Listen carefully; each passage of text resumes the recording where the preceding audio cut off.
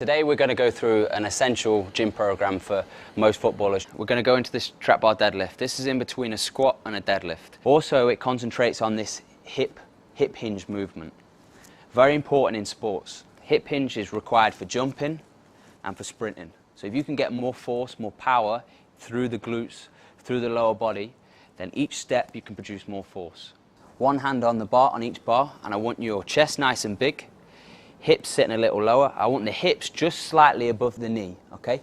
This is too low, this is too high. The weight should be enough for you to struggle with for 5 reps. Next exercise, we're going to go into some more unilateral work, so single leg work. As I said before, when we're out on the pitch, a lot of your sport is played in a split stance or jumping from one leg to another. So we need to create that single leg stability and that strength. All you're going to do is rest your back foot with your laces resting on the bench.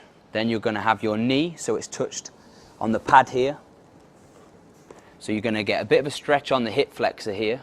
Then from here, we're going to drive upwards, and you're going to control this knee. I don't want to see this knee buckling in or out. Keep this strong. I don't want to see that big arch in your back. We're going to work on 6 this leg, 6 that leg, and this is going to be a superset. So we're going to pair it with an upper body exercise. Push your force through the heel, touch, back up. Don't let this wobble. Good. Change leg. And we go straight into the pull-up exercise. So we've got our lower body into our upper body.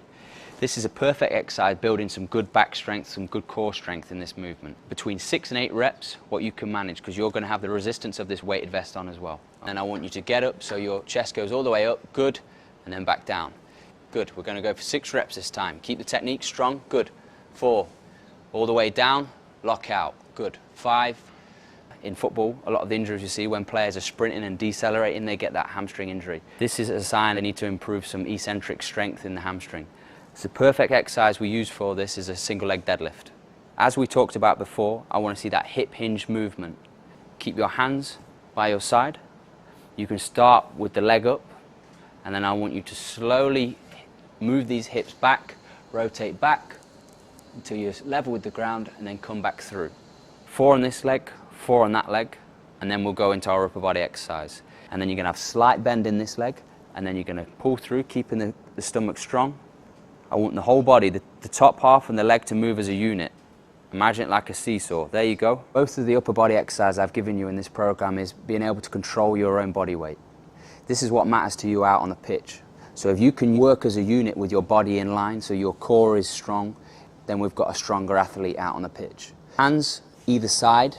We're going to have our feet raised up on a box here, and I want your shoulders in line with your hands. Keep this core switched on, so I don't want it to sag here. Keep your glutes tense, your legs tensed, everything in a line. Nice and slow, push back up. 3 seconds down, 1 second up. 1, 2, 3, back up.